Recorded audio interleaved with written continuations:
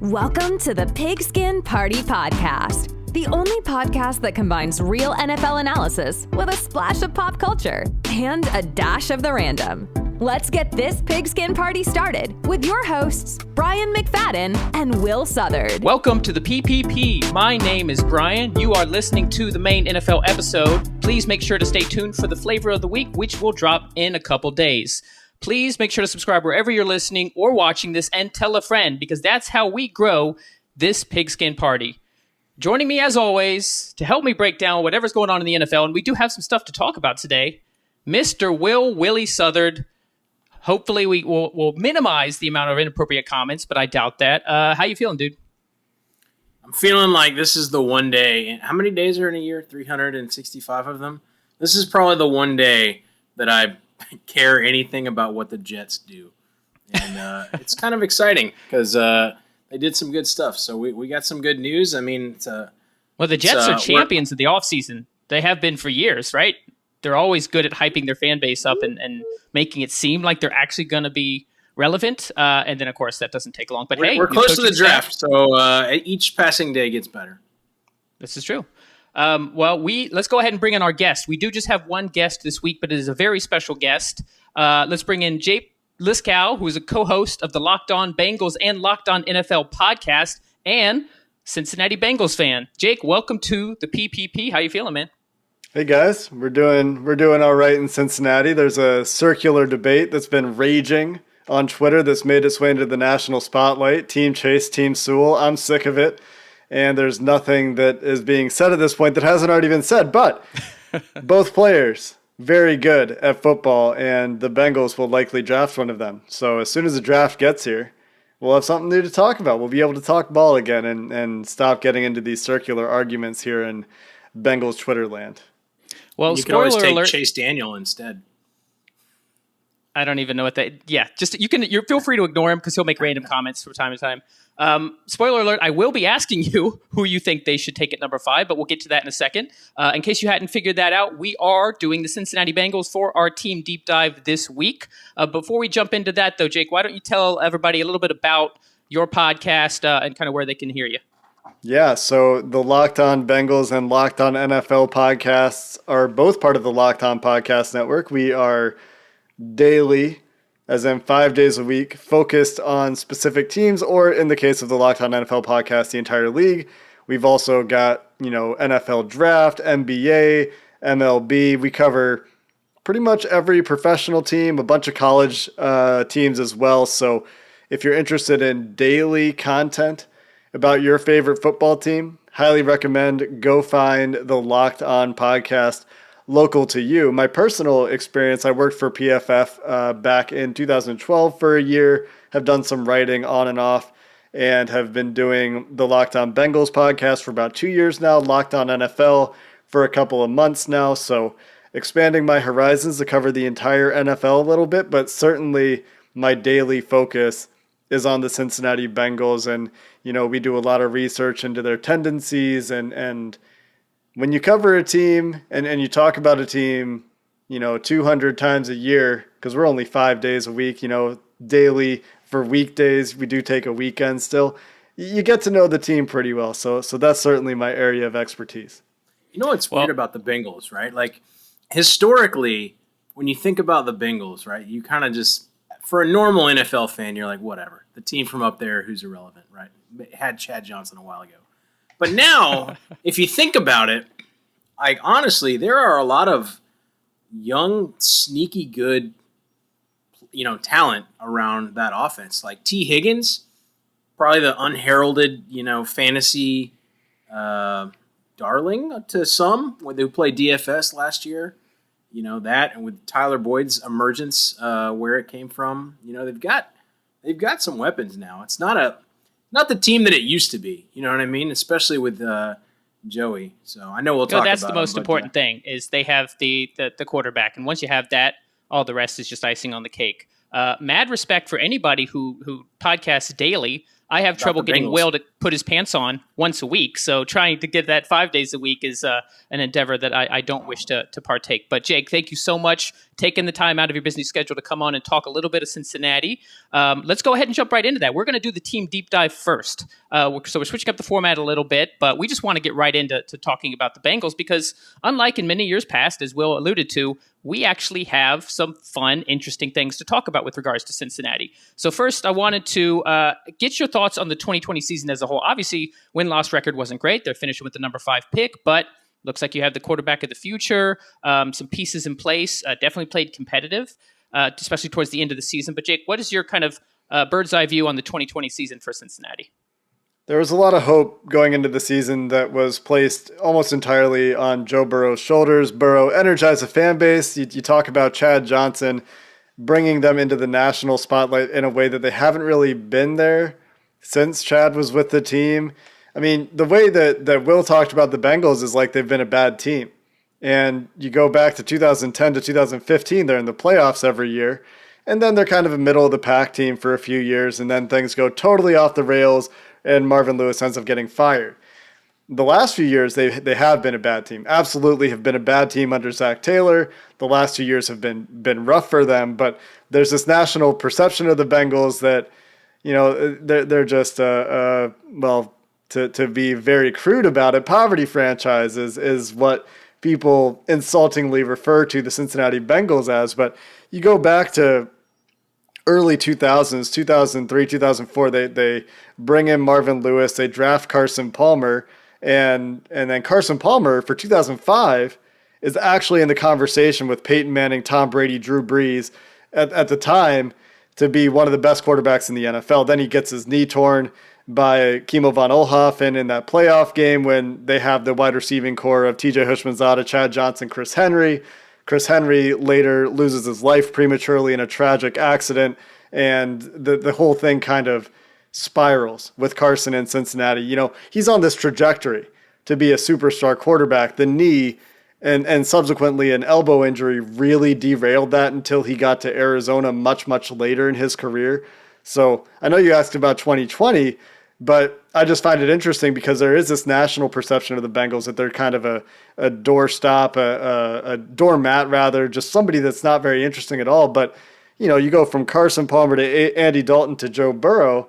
It's not like they're the Cleveland Browns, right, who are suddenly getting a lot of national attention, who have gone through like 2 quarterbacks a year until they get to somebody who's finally average in Baker Mayfield, and now suddenly, the Browns, media darlings. Yeah, I think it's just because, like, when you think about franchise histories, right? Like, you say what you want about the Browns, but, like, they're an iconic football franchise, right? Like, Jim, you know, all that from just back in the day. And, yeah, I mean, the Bengals have had, you know. There's a shame. Cincinnati has actually been to a Super Bowl. Cleveland has not even been to a Super Bowl. But I know. But what I'm saying is that, like, you know, if you're a Bengals fan, obviously, as we have here, you know, you're invested. But, like, I just don't think they've had that run like the Niners, you know, like where you're attracting, like, there's no reason a dude in Florida would be a Bengals fan, right? Not me. I just mean like across the country. So it's been a while. Yeah. So I mean, other teams kind of have that. Now. You know, other teams kind of have that. You'll find random 49ers fans. I mean, Cowboys fans are everywhere. Surprisingly, there's a lot of Miami fans. Dolphins fans. Yeah, exactly. But the Bengals is just like, you're kind of like a homegrown, you know, Bengals fan. It is a very small market, one of the smallest markets in the NFL. Obviously, Green Bay, also a tiny market, but somehow became kind of a cult classic for the entire country. Buffalo, a relatively small market as well, similar cult following that I really respect. But, I mean, when's the last time a Cincinnati Bengal threw a sex toy on the field? I would say it would. I slam mean, through a table. If anybody, it would be Chad. You know, Chad bribing officials with his $1 bills, but Chad is long gone. Now a Miami resident himself. He invited me to the movies. I'm going to say that on every podcast ever. I think we've had 4 mentions of that on this podcast, but yes, over Twitter, right? Chad Ochocinco invited you to the movies. Like, you and your wife, come on, we're doing it. I'm buying out the theater. You're invited. Let's go. Did you go? No, I was living in Richmond at the time. I had told him rain check, and he's like, he moved on. I'm like, dude, if Ochocinco invites you to the movies, you find a way to go, because what a story. I met him in an airport once. He was wearing I think he was wearing a red sweatsuit. Really stood out. Like bright red. That makes sense. Yeah, pretty red. Yeah. Sounds in character. You mentioned Zach Taylor and obviously how the team hasn't been as good the past couple seasons. What are your thoughts on him? Are you sold for him as the future of Cincinnati? I know it's only been 2 seasons. People are kind of calling for him already, but what are your thoughts on his ability as head coach? I think that, it was obvious when they hired him there was going to be a learning curve. He went from quarterbacks coach to NFL head coach. And he had been an interim offensive coordinator in Miami. He had been an offensive coordinator at the University of Cincinnati under now, is it Senator or Congressman? Tommy Tuberville, whatever he is now. Senator. Yeah. Senator Tommy Tuberville. Former head coach at the University of Cincinnati. And Zach worked for him. And, I don't think I'm sold on Zach, but I understand why the Bengals would want to give him a year. Because it was obvious that for a guy as young as him, with his resume, it was going to take some time for him to kind of grow into the role. That being said, when you've got a guy like Joe Burrow on his rookie deal, you probably have a pretty short leash, right? Because the window currently in the NFL, the market inefficiency is you try to build to a Super Bowl run by year 5 of your rookie contract. And you got to get close in years 2 through 4 so you can maybe try to make a run in one of those years as well. You see the Rams did it with Goff, and then they extended him, and then that was a disaster, and then they traded him. And you're going to see But to be Ravens, fair, he was never good. No, but he worked it's in still that what you McVay do. offense. He got him to a Super Bowl. He did something right. It's when you have an adequate NFL quarterback on a rookie deal, or a good rookie quarterback, or a good quarterback on a rookie deal, because you're going to see the Ravens do it with Lamar. You saw the Chiefs do it before Patrick Mahomes' deal blew up. You're going to see the Browns do it with Baker. Buffalo with Allen. Buffalo with Allen. Yeah, the list goes on for the young quarterbacks in the league. Arizona this year doing all those void years, bringing in all-stars from last decade, trying to put together a roster. So I would like to see the Bengals go that direction a little bit harder. They weren't quite as aggressive as I wanted them to be this offseason, but that's just kind of the way they are. So I guess I shouldn't be too surprised. And they were pretty aggressive for them. But I know you asked about Zach Taylor. Still a lot of room to grow. I am a fan of some of his assistant coaches, bringing back Frank Pollock from the Jets, formerly with the Bengals, formerly with the Cowboys, with Bill Callahan down in Dallas. I think that's a huge improvement over Jim Turner, who is known best for Bullygate and subsequently making some sexist jokes in a slideshow that he put together for a Women Learn Football workshop that they did at Texas A&M. So, never was a fan of that hire, but Frank Pollock, much stronger track record, ties to Bill Callahan, one of the best offensive line coaches in the league. So I like some of their assistants. I don't like some of their other assistants. And I just think that this is a big year for Zach. He's either going to figure it out or he's probably going to run out of leash. Well, let's talk about the draft. You mentioned that you haven't got the pieces that they thought, and I know we alluded to the whole Penei Sewell versus Jamar Chase discussion, but I would like to get your personal thoughts on it. And they're both stud players, seemingly. A can't go wrong left tackle and a can't go wrong wide receiver. But if you had to pick one or the other right now with what you know, do you think it's better to pair Chase with his former college teammate or to just get a stud left tackle? Maybe move Jonah Williams to the other side and protect your franchise quarterback? Before you answer that, riddle me this. Brian, can you name one starting Bengals defensive player? That's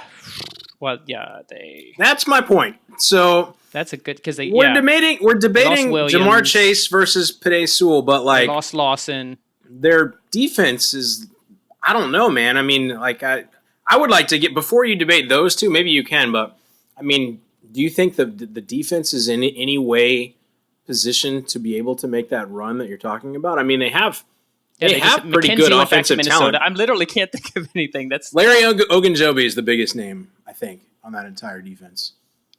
Man, yeah, you guys just don't pay attention to the Bengals, and that's fine because the national media doesn't. But the Bengals have sunk a ton of money into their defense in the last 2 off seasons.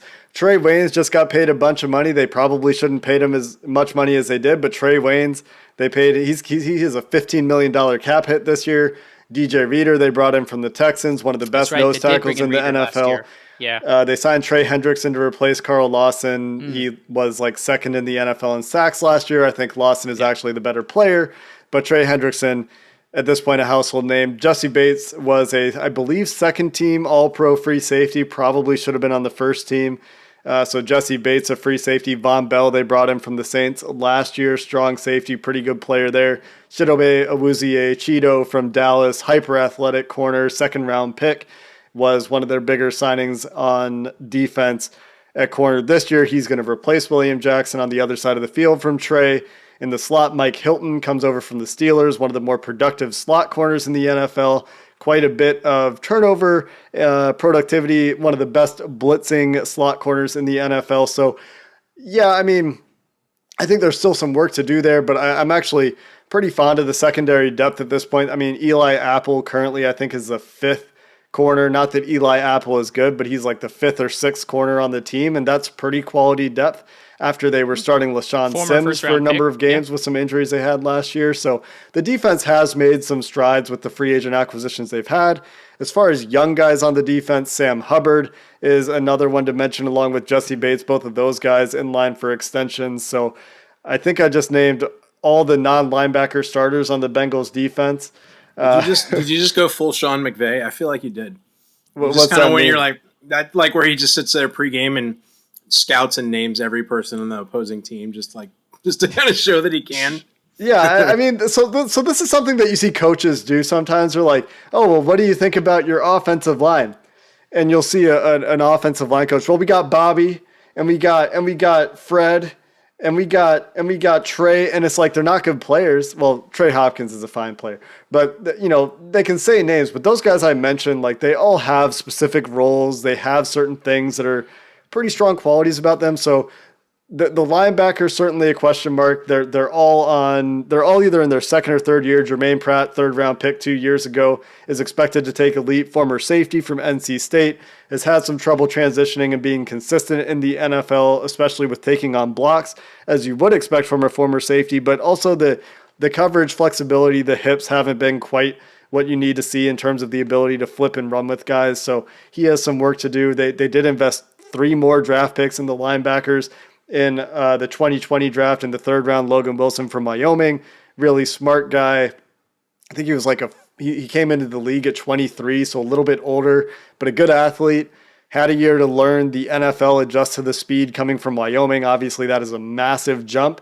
I'm looking for him to be probably league average to above average at linebacker. And then they got Akeem Davis-Gaither from Appalachian State. They had him at the Senior Bowl.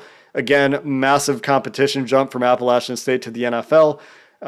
So I would say some questions at linebacker still persist, but they have put a lot of capital there. And, they've put a lot into the defensive line in the last 2 off seasons in free agency. They've put a lot into corner in free agency.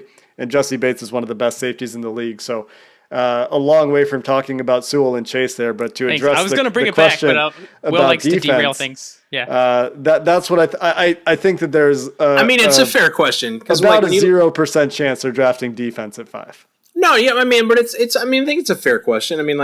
Like you said, not all of us follow the Bengals that hard, but that's why I'm here. When you exactly, but when you look at especially defensive performance last year, right? Awful. Or you look at fantasy performance last year. Bottom 3, right? So it's worth. Yeah, now that you mentioned most a couple of Will's those names, general NFL knowledge is filtered through DFS. That's not always true.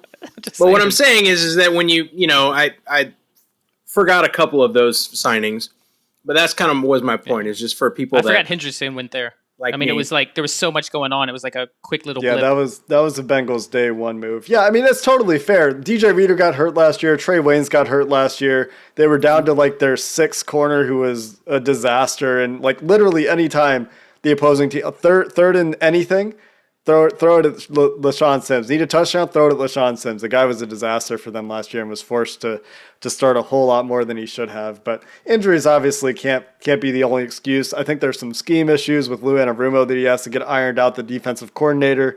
We'll see if that happens. That's a coach that I thought they would move on from in the offseason, but Zach Taylor, is my understanding, lobbied to keep him. And so when they were looking at overhauling the coordinators last year, they decided to keep them instead. And so Lou gets another chance to figure out what he's doing on the back end of that defense and iron out some communication issues in year 3 and hopefully get his system, implemented more consistently. I mean, how do Bengals fans feel about Miami moving back to 6? Because you were very likely going to not have to – you didn't have the option on Chase a while ago, but it seems like now, you can. I mean, I heard a lot of talk about Kyle Pitts going to Cincinnati at 5, but I mean, I guess from what they just saw from Drew Sample was pretty promising last year. Maybe that's. I don't think Drew Sample should be a reason to not draft Kyle Pitts. Exactly. I went to Florida, so just FYI, that's my boy, and I 100% agree with you. But I guess what I was saying is that like Sample, kind of he did well. I mean, he had good rapport. He was okay. He was their only guy. He was their only tight end. So like all of their throws to tight ends kind of defaulted to him. Their starting tight end last year, CJ Uzomah, tore his Achilles pretty early in the season. He is expected to be back. As I understand it, the Bengals will not be considering Pitts at 5. It's been said that by someone fairly reliable, they would sooner trade back and draft a corner or a defensive player than pick Kyle Pitts, which is bizarre to me because I think Kyle Pitts is a tight end value that high kind of thing. It might be that Mike Brown kind of being an old school guy, still kind of calling the shots to some degree in Cincinnati, not valuing the tight end position as highly. But I mean, I think Pitts might be the best non-quarterback prospect in the draft. I mean, he's certainly in the conversation. He's got the arm span of a pterodactyl. It's great and great hands. I mean, great athleticism, great production. He checks every box. He really does. Herculean jawline. Just everything you want. He's got everything you want. But for the Bengals, it will come down to Sewell and Chase, I believe. Duke Tobin today, the Bengals director of player personnel, and according to some beat writers, de facto GM. It's not really clear to me how many GM responsibilities he does, but he might be the one that's dictating the draft room. He certainly isn't involved in contract structure. They do leave that to some of the other front office personnel, some of Mike Brown's kids.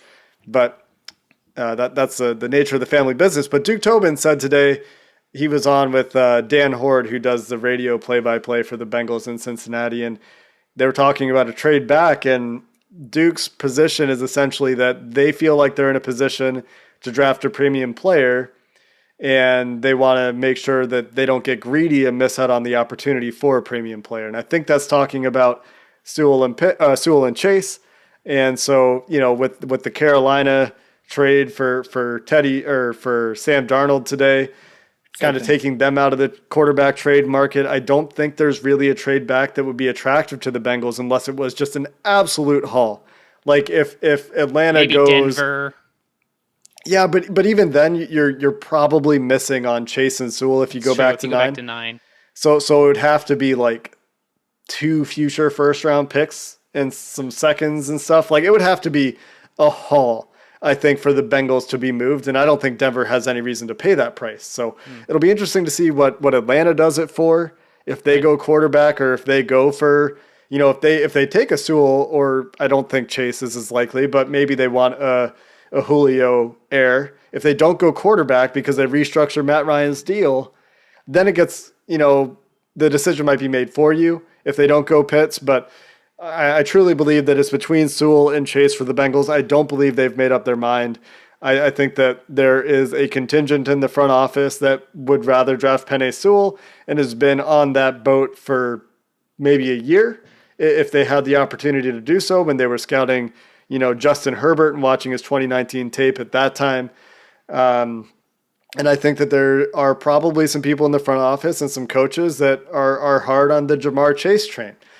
I do think that there are some really good offensive linemen that you can get in the second round of this draft. Tackle is particular, yeah. And they don't really need a tackle this year. They have a long-term need at tackle, but they signed Riley Reif from Minnesota, who is going to be better than Bobby Hart because Bobby Hart was a very bad right tackle. And if Jonah Williams can stay healthy, which is a point of consternation with Bengals fans, fairly or unfairly, then you've kind of got some solid bookends. They're expecting Trey Hopkins coming back from an ACL to be solid at center.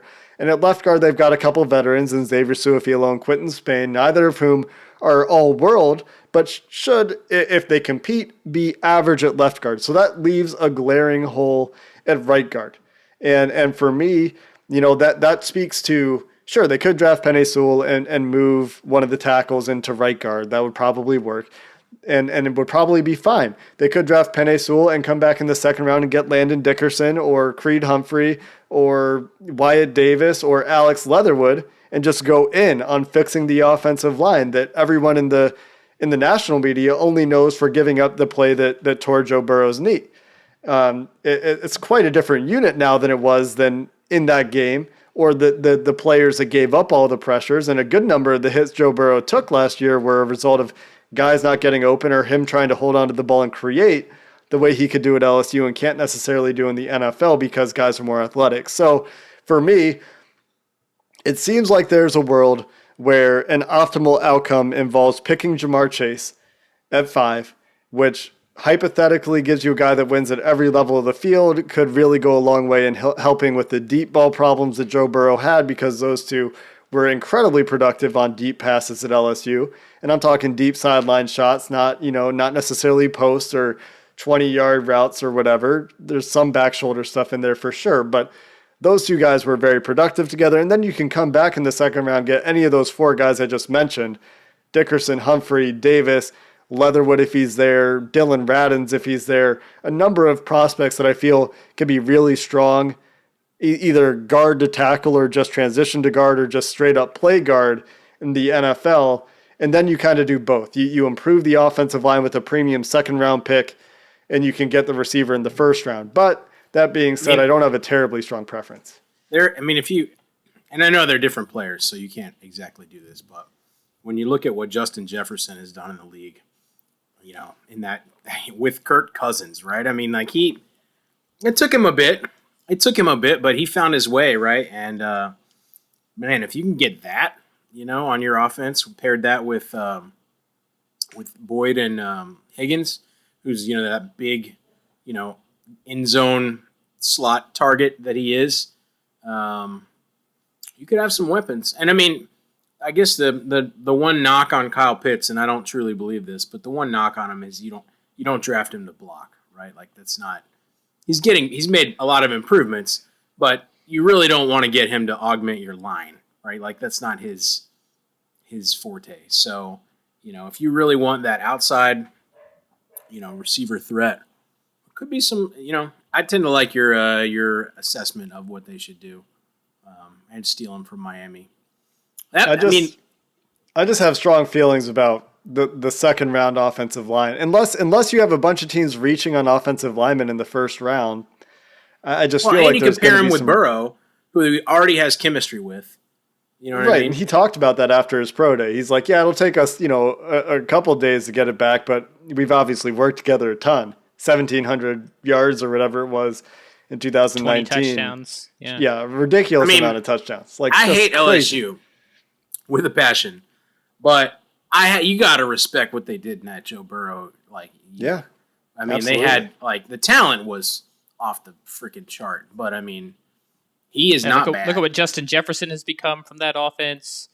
Edwards-Helaire showed flashes. Yeah, I mean, wow, what an offense. Terrace Marshall's going to be a first-round receiver, too. They had a couple linemen.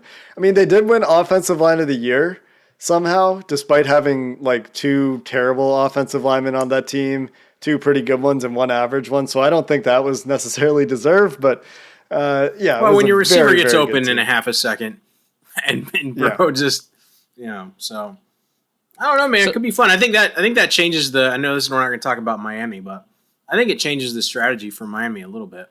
I don't know I think you're overthinking it. The Dolphins got in a position at 6. Jake, I'm a Dolphins fan, by the way, so I get a little passionate here. They got in a position at 6 that they're fine with whoever's going to be there, whether it's Pitts, whether it's Chase, whether it's Smith, even Waddle. I've heard that they really like as a prospect. So whoever Cincinnati takes, it's crazy to me. Okay. I think it's crazy to me that we have just, as a nation, moved on from Smith, right? We're like, yeah, you were okay. You won the Heisman. But, Chase is better. Dude, that's not necessarily honestly, true. There's a lot every of single profiles that are mock, comparing them very closely. Yeah, mock every maybe single one spot higher. every but single people are still every putting single Smith in the top 10. conversation, it's like Smith is not even really considered anymore to be. I don't know what you're reading, dude. Over All right, well let's not. You and I can go at that for like an hour, and poor Jake would just be sitting there. So, Jake, I want to close it out by asking you what you think, some predictions. We won't hold you to this, but maybe some predictions for 2021. You don't have to get so specific as a record, but where do you see them? Do you see them improving? Do you see the offense improving? Do you think they're going to make a leap in Burrow's second year? I think a lot depends on how Burrow comes back from the ACL. I mean, he seems like he's the kind of guy that's going to have the psychology that he's going to come back from it and be fine. But a lot of guys it takes a year. So a lot of it depends on, what his comfort level actually is and how he responds to that and, how he's recovered from it, how his athleticism has been impacted by it because he was a pretty good athlete. And, if he can't run as well, he can't cut as well as he used to be able to do, then, that's going to change his game a little bit. He'll still be a very accurate thrower, I assume. But, a big part of his game is extending plays, getting out of sacks, extending and creating off script. So I think a lot of it comes down to, Joe Burrow's recovery and what he's going to look like. It comes down to, do they hit on an offensive lineman? Is the offensive line actually better? Have they done enough to make it functional? Because I don't need it to be a great offensive line. I don't think we need to pull a Cleveland Browns to go back to the Browns and turn it into an elite offensive line. Obviously, that helps if you can get there. But if it's average, I think that's a huge leap from where they were last year. So going, as Eric Eager from PFF loves to say, going from horrible to average on the offensive line makes a massive difference, a much more appreciable difference than going from average to really good on the offensive line. Because as soon as you're average, you can keep more of the playbook in. So getting to average on the offensive line, a really big point of emphasis for this team on the offensive side of the ball. And then, it's going to be interesting to see, are they going into the year with, effectively just Boyd and Higgins? Do they have a reliable third option? If it's not Chase, do they get a guy with some speed? Do they get a guy that actually has downfield ability? There aren't very many of those in this draft after the first round. After that, you get into guys that are 5'9", 5'7", 5 whatever, short guys that are more athletic or tall guys that can't run, with a couple exceptions. Notably, Diami Brown from UNC, I think, is a guy that has a lot of vertical ability that's a really good fit. I'm not sure if he's a second-round guy or a third-round guy, but I really like what I've seen from him and think his fit would be good. So really, those are the questions that dictate the success of the offense. The defense, I think, largely relies on, do they get another pass rusher in there? Sam Hubbard got hurt last year. When he was healthy, he was pretty good. They had a lot of injuries on the defensive side of the ball. Injuries are never an excuse. They happen to every team in the NFL. Depth is better this year at corner.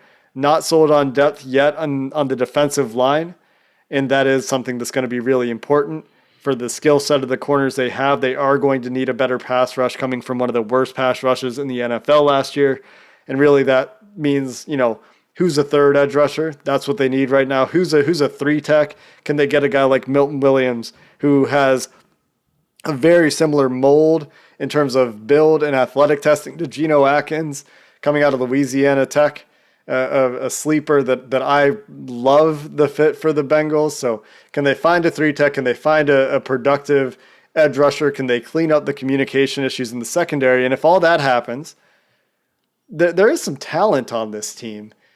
And I think it goes as far as Joe Burrow takes him. I see a ceiling if things go well, around 10, 11 wins now in a 17-game season, but that's a ceiling, right? I think more likely, trying to get to 500. Joe Mixon, you haven't even, Oh, yeah, I don't care about running backs. yeah, I was about to say, you haven't even mentioned the backfield. Yeah, I'm the same. But I, as for as much as you could hate or love Joe Mixon for himself, he does have some talent on the football field. And his Bernard backup is gone, right? Gio Bernard went somewhere else. Gio's still there. His Is does not. Gio still there? Okay. Gio Bernard does not. So He has talent. He's just not an every down back. He can still move. Well, right. What I mean is, like, for as much as Mixon, he's got a little bit of an injury thing now too. He does. And when Bernard is just in the game, to your point about being an every down back, it's really noticeable. Oh, right? Yeah. So. He's absolutely not an every down back. He doesn't have the power that Mixon has. He doesn't have the size that Mixon has. But he's a really good pass blocker. He's a really smart player. He's good out of the backfield. It's a hell of a mustache. Yeah, it's gone now, unfortunately. But yeah, He had a great mustache. Well, they're when his man. He'll get like 50% of that power back if he grows it back. Yeah, probably. I mean, yeah, Gio, I think, still a solid player. The problem with the Bengals' backfield is this is most expensive running back group in the NFL. More than Dallas, more than Tennessee, and they're not getting, anywhere near the production out of those guys. A lot of that is the offensive line. I think Frank Pollock will improve the run game quite a bit. They're going to try to go more to outside zone than inside zone. They were the heaviest inside zone team in the NFL last year. They ran out of the gun a ton. Joe Mixon was hurt a ton. I think they'll probably get back to some more outside zone concepts with the return of Frank Pollock as the offensive line coach, probably a little bit more under center with Joe Mixon out there, and they're going to try to get more athletic on that offensive line as well. Well, Jake, your Bengals knowledge is an awe to behold, and we really appreciate you coming on. Only rivaled by that beard. Only rivaled by the beard.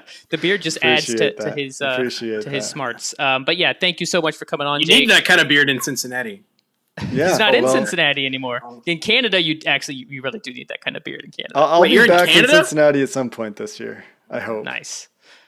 So, Jake, again, thanks for coming on. If you want to check out Jake, make sure to check out the Locked On Bengals podcast as well as the Locked On NFL podcast.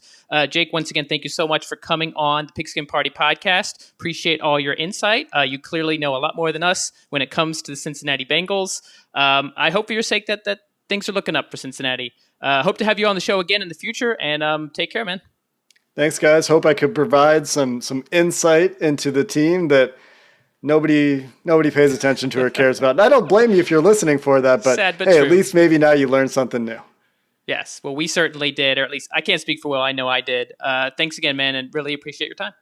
Thanks, guys.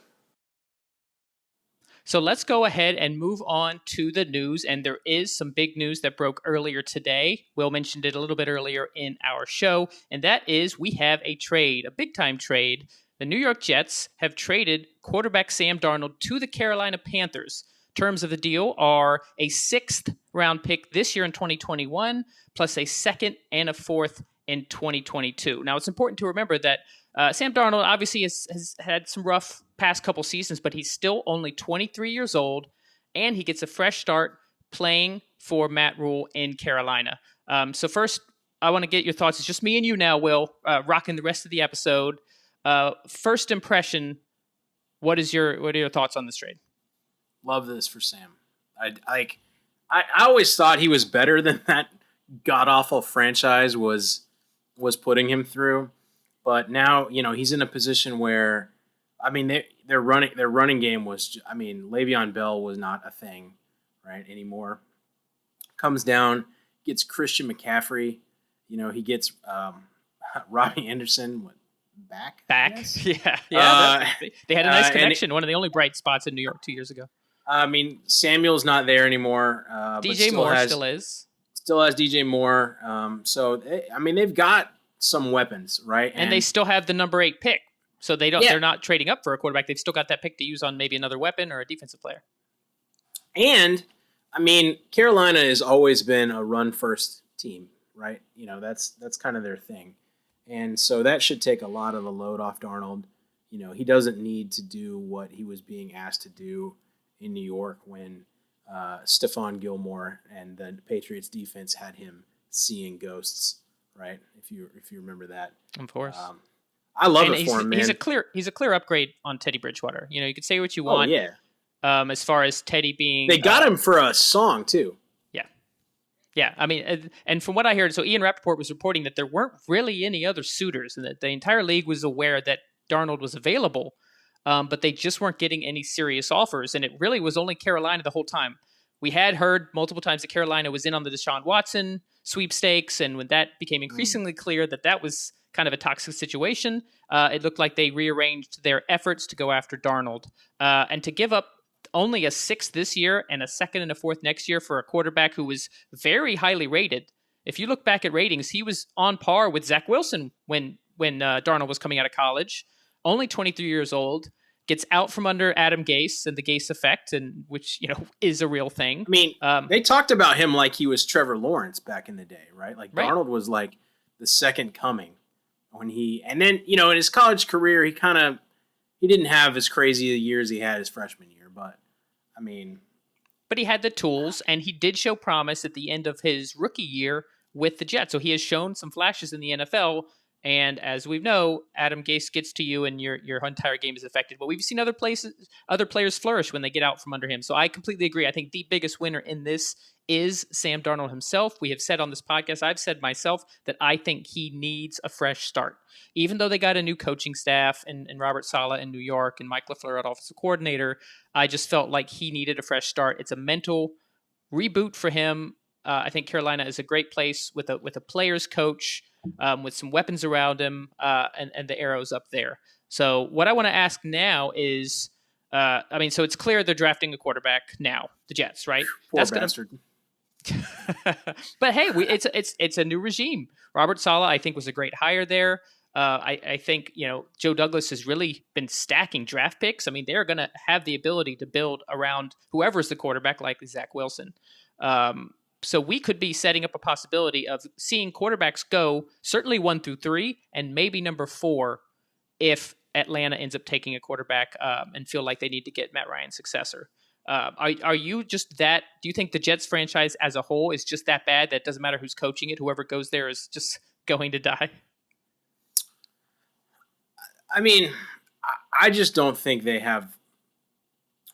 It's going to be a process, right? Like, I mean, look at Miami, dude. Like, when Flores came to Miami, I mean, everyone was like, oh, God, like, what are you going to do there, right?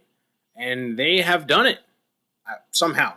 So, you never want to, like, count out those kind of things, right? I mean, and if anybody can, Saleh, I trust him to make smart. I mean, he hasn't shown anything as a head coach yet, but, like, one of the most respected defensive coaches when he was coaching. So, who knows? But I don't know, dude. Like, if I would be thinking about pulling an Eli Manning if I'm Zach Wilson, and that won't happen. But it's gonna be a little bit. It's gonna be a journey. Well, I certainly think that for Jets fans, there's a reason to hope again. Like, they had hope when they first drafted Darnold because of how highly rated he was. He showed some flashes, and then, of course, everything just fell to pieces. But now you've got a new coach, a whole new coaching staff. Joe Douglas, in his second year as GM, has really made some shrewd moves. And now you get to start fresh with a highly rated quarterback. So I think everybody's a winner here. You can talk about the compensation, but, hey, that was the best they could get. So they still ended up getting 3 draft picks for him. And the Jets already had a lot of draft picks, so this is just adding to their haul. Panthers get a young, potentially franchise quarterback for not a lot of money, not a lot of trade capital. It seems like this was just a great deal all around. So one more thing I want to talk about on today's main NFL episode, and that is, we've talked about it hypothetically, but it is now official. The NFL owners have approved a 17-game season. So the season itself will be 18 weeks, so teams will still just have a single bye week, and there'll be one less preseason game. So there's a few things I want to touch on with this, because we've mentioned it here and there, but now I actually want to go a little bit deeper with this. I want to talk about what are some of the impacts that a 17-game season could bring. One of the things I want to start with is records, right? Or even player bonuses. So right now, 1,000-yard rushing season, 1,000-yard receiving season, some of the single season sack records, single season touchdowns, a lot of those, just having an extra game to be able to do that, we're going to see a lot of records broken. Does that change how players' bonuses or their incentives are structured? If you have to get to 1,000 yards and you get a whole nother game to do it, it's a little bit easier to do it. If you have to get to 8 sacks, you get a whole nother game to do it. I just think we're going to see a lot more differences on the record breaking. What do you think? Yeah. I mean, you're going to see a lot of the asterisks is Right. you just like, with the Dolphins' perfect season, right? That now has There's an no what asterisk. They did not lose a game that season. Don't you dare bring up the 72 Dolphins.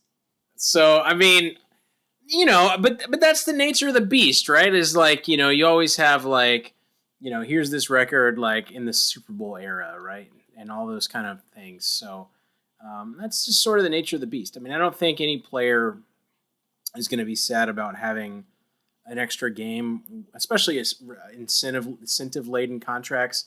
I mean, how many times do we see things like Russell Wilson throwing a ball specifically to a guy, right, in the last game just to get him David Moore, his bonus and stuff like that. So I think that's all good. I mean, I do think it's not all good in the sense that, obviously that, players want to play the least amount of games they can, right, to make the most amount of money. I mean, that's right. just like business sense. And you can't blame them because of how tasking this sport is physically.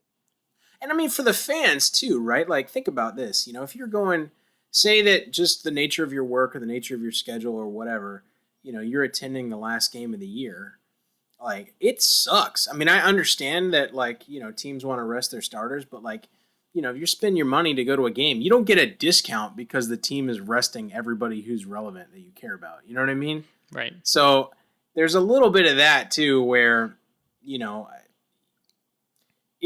if they start watering down the season too much, and we're not going to see an 18-game season anytime soon, but if they start watering down the season too much, you'll see players resting in weird times. You know what I mean? It won't just be the last game of the year. It'll be like, here's our cupcake matchup going into the bye week, right? We're going to start sitting people there. Yeah, load management, right? They do that in the NBA. They do that in Major League Baseball. These sports with longer seasons.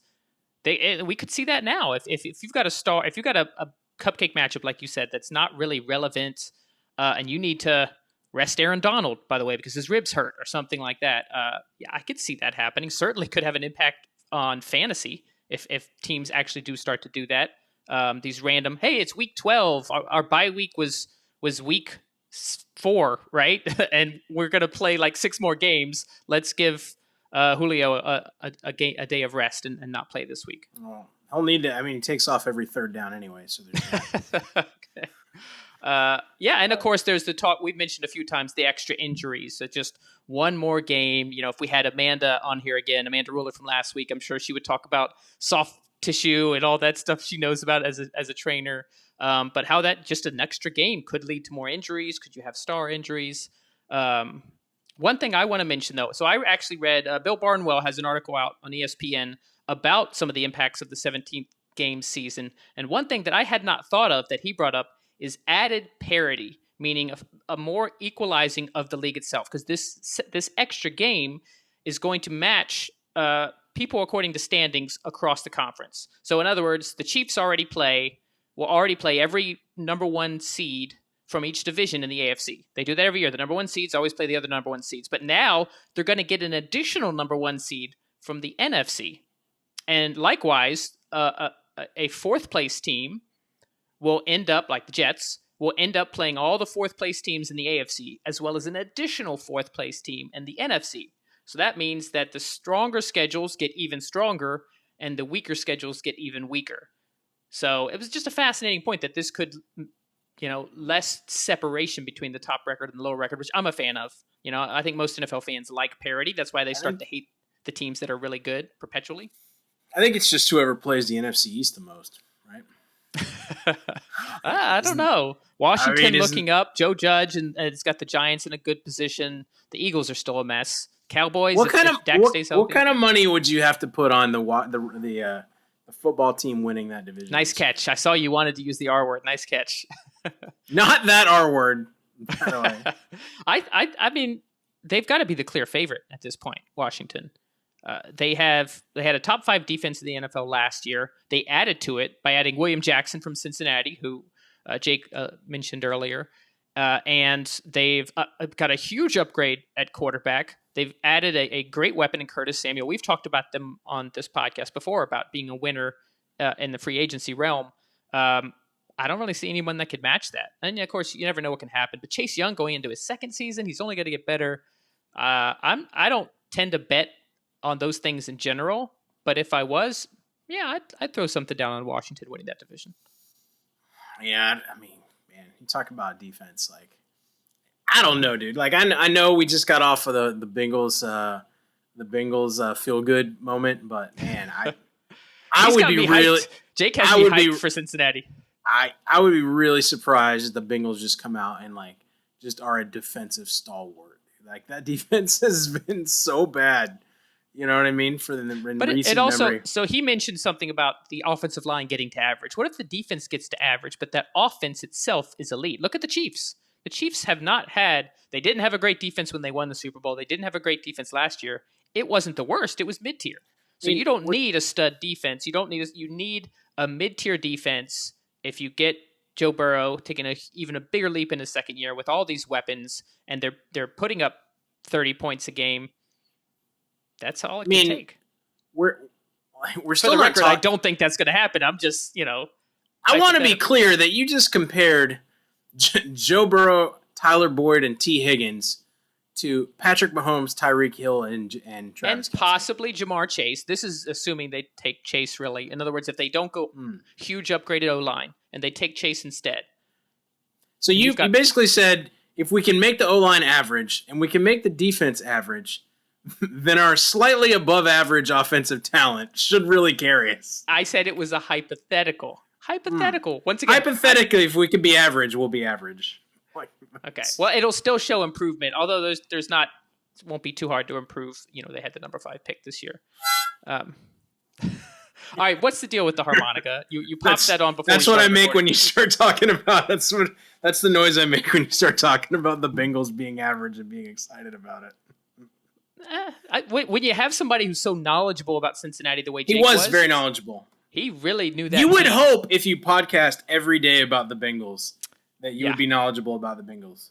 Because we've had, obviously, multiple guests who have podcasted about their particular teams. Think about the number of hours of your conscious waking human life that you were dedicating to the Cincinnati Bengals. It's just too many. It's too many hours. Yeah. That's not an endeavor, like I said, that I would want to partake, but there's fans for every team, right? Even if it's a small market, there's some passionate Bengals fans out there. They're few and far between, but they're there. So we're going to have a short and sweet main episode this week because we had Jake on just to dive into Cincinnati. It's just me and you. You got a harmonica. I don't know if you have something crazy planned. I gotta pull out my hat. Okay, for you being wrong about Carolina. Save the hat. Nope. Save the hat for the flavor of the week. We'll let that though.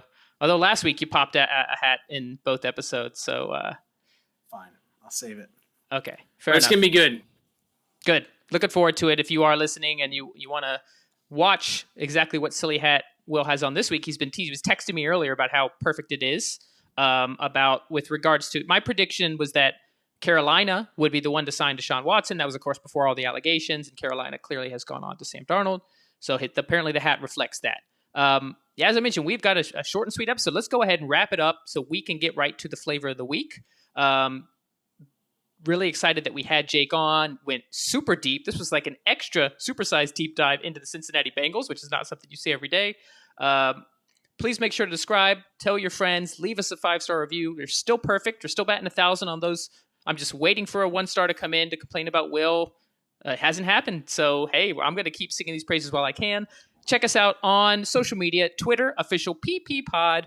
We're on YouTube. Anthony has upgraded our YouTube game, so we got some cool graphics on there. Where if you're watching on YouTube, you can see Will is making out with a random harmonica right now. That's just the kind of stuff that you don't get to see if you're just listening. We're also on Instagram, Facebook, and TikTok. Check out our Discord community with the link in the episode description. Make sure to stick around for the flavor of the week, and we'll see you then. Thanks for tuning in to this episode of the Pigskin Party Podcast. If you're enjoying the show, please feel free to rate, subscribe, and leave a review wherever you listen to your podcasts. We really appreciate that effort. We'll catch you in the next Pigskin Party.